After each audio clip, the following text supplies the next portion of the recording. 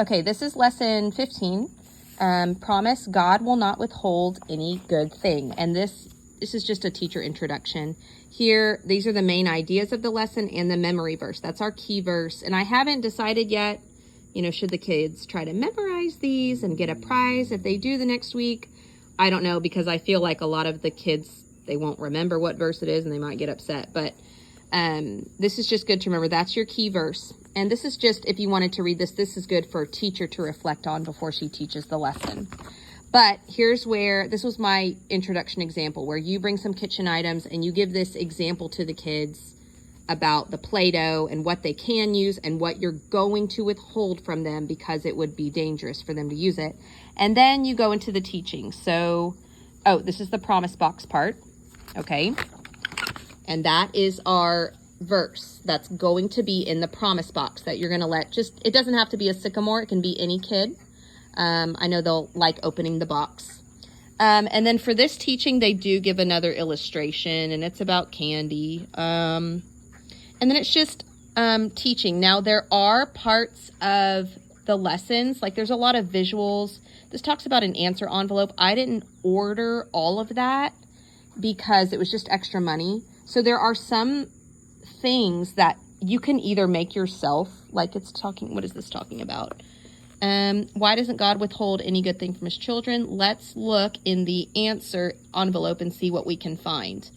Then you're supposed to hand the answer envelope to a kid. See, we don't have that because it was just extra money. But like you could write this on the board if you wanted to use that. You could write it on the whiteboard, which will be in the fellowship hall. Or if you feel it's unnecessary and just extra, you can skip it. I trust that y'all will look here at the teaching and be able to fit in within the 10 to 15 minutes what you can do. Here's another example. Like I said, I didn't read every single lesson all the way through. I browsed most of them. You could do this or you could not. Here's a verse. It says, have a sword drill to look up the following verse. A sword drill, I don't know if we want to do that or not. That's, if you don't know, that's where your kids say, okay, somebody look up Psalm 34:10, and the kids rush to find it. I know that I'm going to have the sycamores bring their Bibles, so I don't know if, or you can just call on a sycamore to read that, whatever you want to do.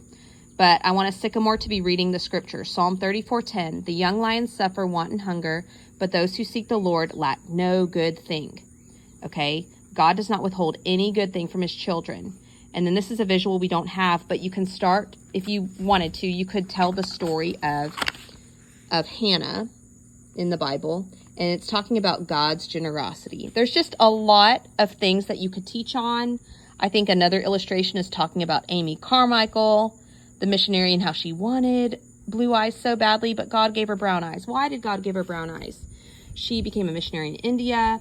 If her eyes were blue, she would stand out, and it might be a stumbling block to those people. That's just another illustration you could use or not use.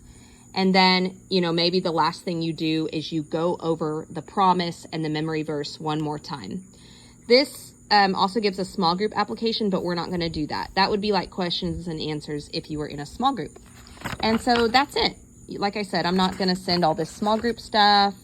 But I hope that all makes sense. I will send screenshots as y'all sign up for these teachings, and it's just going to be great. So let me know if you have questions, and I'm looking forward to this year. All right, bye.